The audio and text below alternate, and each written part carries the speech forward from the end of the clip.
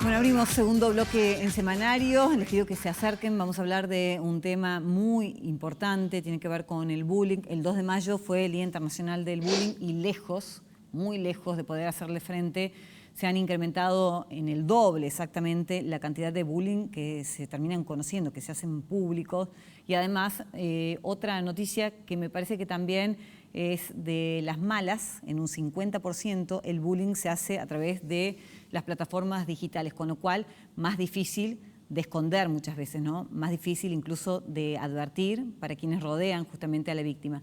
Virginia Digón es periodista, es especialista en género y también en familia, y vamos a sumar a esta charla. ¿Cómo estás, Virginia? Bienvenida. Hola, Cruz, ¿cómo estás? Muchas gracias por la invitación. Bueno, estos datos que acabo de mencionar son así, son correctos y al mismo tiempo crueles, se han aumentado y encima van por la vía digital. Digo, ¿esto también hace más difícil poder detectarlos?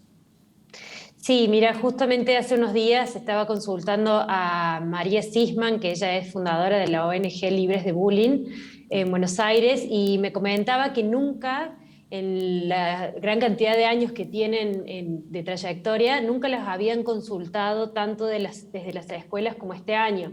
Entonces están viendo un cambio de comportamiento en los estudiantes y también en la dificultad de las escuelas y de las familias para abordar estas temáticas. Entonces, más allá de las cifras, de lo que dicen, de que dan cuenta de esta realidad, también, bueno, hay mucha demanda, ¿no? Y se están viendo las consecuencias también de la pandemia. En la pandemia se incrementó mucho lo que es el ciberbullying, que es, convengamos, el bullying es el acoso, el hostigamiento entre niños, niñas y adolescentes de la misma edad en forma sistemática. Puede ser a través de redes sociales o vías digitales, digamos, y ahí adquiere el nombre de ciberbullying, o se puede realizar en forma personal en ámbitos como por ejemplo el escolar. O ámbitos extraescolares, pero siempre entre niños, entre pares. Entonces ella me comentaba esto, digamos que en pandemia adquirió otra forma y ahora que los niños han vuelto al colegio y se han reencontrado bueno, con otros compañeros o quizás tienen expectativas diferentes de lo que ellos creían que podía ser la vuelta a la escuela, angustias personales, angustias que quizás traen de la casa, inseguridades, y bueno, todo va sembrando este clima que ayuda a la conflictividad y a la violencia, ¿no? Que terminan bueno, implementando en otro compañero, en otro par, ¿no? Entiendo que hay una corresponsabilidad para poder detectar estos casos, en primer lugar, de los mismos adultos que seguramente rodean a quien termina siendo víctima, por otro lado, la escuela misma, los docentes y también el Estado. ¿Crees que digamos, estos ejes que te acabo de mencionar están interesados por igual en resolver esta problemática? Ay, la verdad es que ahí no sabría qué responderte porque, a ver, si bien, a ver, podemos hablar del Estado, pero el Estado es muy amplio, ¿no? Tenemos distintos municipios, digo, Claro. provincias, nación, en las familias no podemos generalizar, hay familias que sí están dispuestas a hablar con sus hijos, a responsabilizarse si en algún momento les llega, bueno, un reclamo porque su hijo está participando de actitudes que contribuyen al bullying, pero en otros casos no. Entonces, y en las escuelas pasa lo mismo. Muchas veces en las escuelas, bueno, se pretende hacer un trabajo, a veces se hace bien, a veces se pretende que, bueno, con charlas, por ejemplo, se va a terminar con las situaciones de bullying cuando esto es mucho más abarcativo. Por ejemplo, esto no termina con solo una charla a los padres o una charla a los niños, sino que debe ser un trabajo transversal en la cual, como vos decías recién, este eje tripartito, escuela, Estado, familia, deben estar sumamente unidos y comprometidos en trabajar la temática. Sin uno de ellos es como que, bueno, falta, ¿no? Trabajar, entonces nos encontramos con situaciones límites como la que hemos conocido este año, como la nena de Mendoza, o como la situación que ocurrió en Estados Unidos en febrero con este chico de 12 años que decidió quitarse la vida. Son casos extremos, pero digo que también han provocado la sensibilidad y bueno, un camino hacia la concientización en la sociedad, ¿no? Sobre que realmente debemos trabajar sobre estos temas.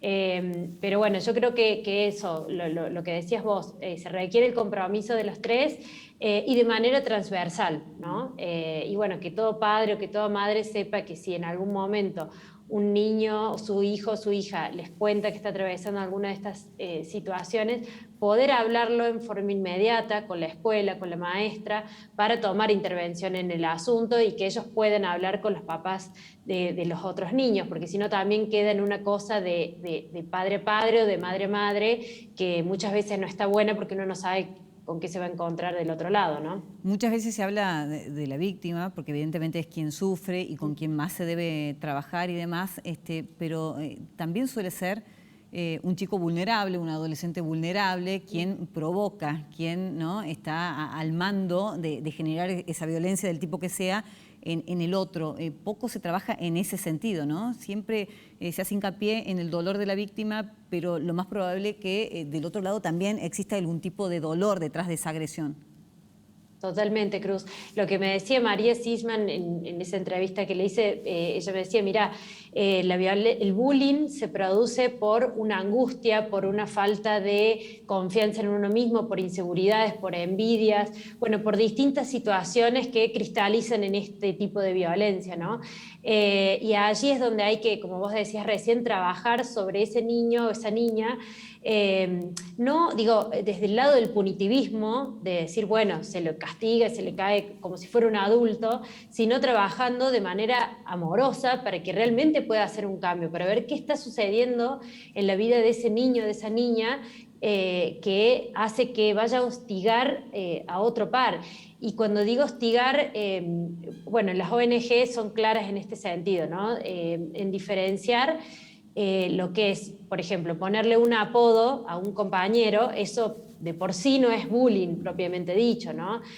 Todos en algún momento digamos, nos han puesto algún apodo particular o nos hemos reído nosotros mismos de alguna situación de la propia comunidad, ¿no? Eso siempre pasa, pero sí hay que diferenciarlo de una forma sistemática, en el cual hay un grupo de personas que hostiga a una sola en particular, que la deja fuera de actividades, que es sistemático y cronológico, ¿no?, en el tiempo. Entonces, hacer hincapié en diferenciar lo que es bullying de lo que pueden ser otras situaciones que no dejan de ser desagradables. Claro, claro.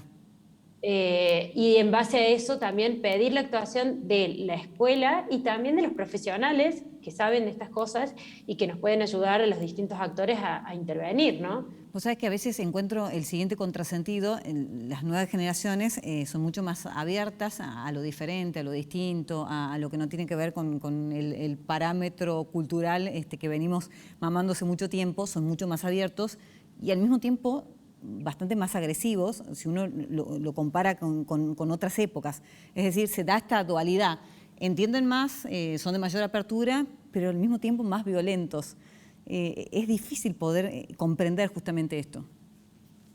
Bueno, yo creo que también ahí es el momento donde tenemos que preguntarnos como sociedad qué modelo le estamos brindando a esos jóvenes que vienen un poco más deconstruidos, que están mamando un poco esto de valorar las diversidades de identidad, las diversidades corporales, las diversidades en todo sentido, pero a su vez no cesa la violencia. Digo, la sociedad en la que vivimos es una sociedad muy violenta, entonces tampoco les podemos pedir a nuestros adolescentes que vengan a reparar todo lo que nosotros mismos no damos. Pero sí me parece que está bueno hacer un trabajo importante ahí, y algo que me parece interesante de lo que decían también las especialistas es también entender en qué mundo se están desarrollando esos adolescentes, donde gran parte de su vida la pasan a través de las redes sociales o en internet. Y no hay un ámbito ni en la familia ni en la escuela donde se pueda hablar de qué le está sucediendo en ese ámbito, donde se puede decir, che, bueno, vos ¿a qué estás jugando en los juegos? ¿Vos con quiénes jugás? ¿Te dejan afuera? ¿Viste algún video que te hizo sentir mal, que te causó asco, que te provocó algo en particular? Bueno, dar un espacio de diálogo para que todas esas cosas que van pasando en el mundo digital puedan drenar en la vida real, en ámbitos como la escuela, como la familia, como la casa, pero que puedan drenar sin prejuicios, que podamos hablar de eso con con los jóvenes, dándoles herramientas para entender y para manejar esas situaciones que se generan en ese mundillo y que quizás después decantan en la escuela, ¿no? Bueno, nuestro granito de arena es este, ¿no? Esta charla que estamos teniendo y a la cual te agradezco porque, bueno, seguramente aquellos que nos están escuchando van a poder trasladarlo, seguramente que lo van a hacer. Virginia, te agradezco. Muchísimas gracias a ustedes, Cruz. Te mando un abrazo. Buen fin de semana, lo que queda, por supuesto. Y a ustedes también les digo adiós y que disfruten el domingo. Nos viene tocando buen clima, así que bueno, ya esa, porque no, es una buena noticia. Un abrazo y hasta el próximo sábado. Acá los estaré esperando. Chau, chau. Adiós.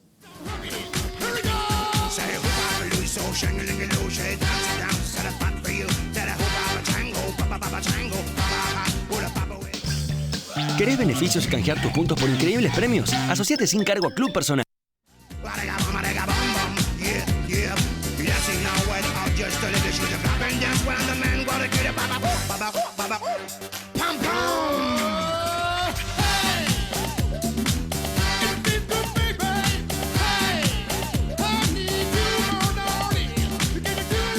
Fue una producción de Televisión Mediterránea, SRL, Córdoba, Argentina.